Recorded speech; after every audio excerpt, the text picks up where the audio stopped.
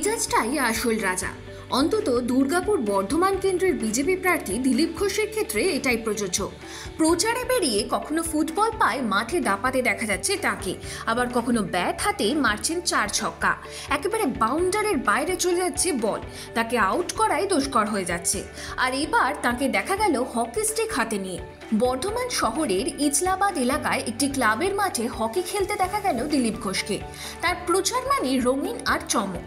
তাকে ঘিরে বিতর্ক কম হয় না, কিন্তু তাতে তার কিছুই যায় আসে না। বিতর্ককে বিশেষ গুরুত্ব না দিয়ে নিজের তালে চলতেই বেশি পছন্দ করেন তিনি। কিন্তু হঠাৎ করে হকি স্টিক নিয়ে কেন প্রচার করলেন? পশ্চিমবাংলা খেলাধুলা তো রসতলে গেছে, তো খেলাধুলোর পরিবর্তন দরকার আছে, খেলাধুলোর উত্থানের দরকার আছে, খেলার পরিবেশের দরকার আছে।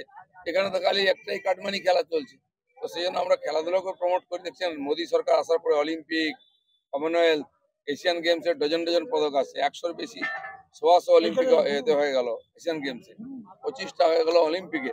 তো এই যে এত বাড়ছে, তার কারণে আমরা প্রমোট করতে চাই খেলাধুলো, সব ধরনের খেলাধুলা প্রমোট চাই।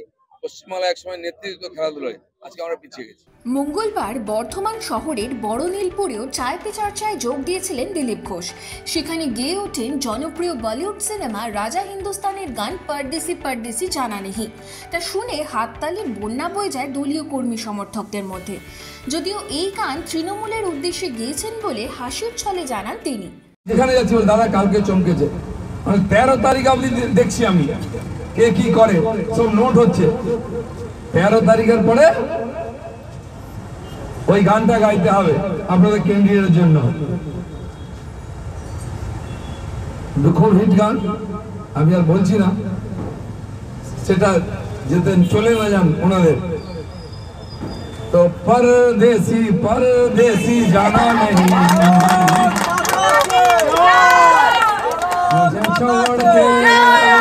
मुझे छोड़ के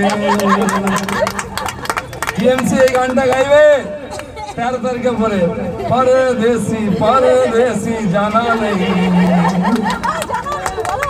আর এখানকার লোক বলবে অতিথি তুম কব যাওগে, অতিথি কব যাওগে, অতিথি আর রুদ্রে বেরোচ্ছে না।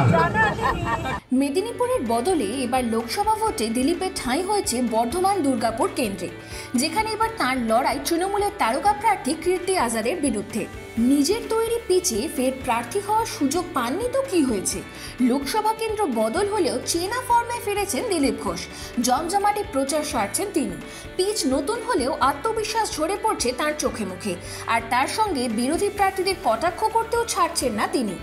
Bureau report, Ritam Bangla.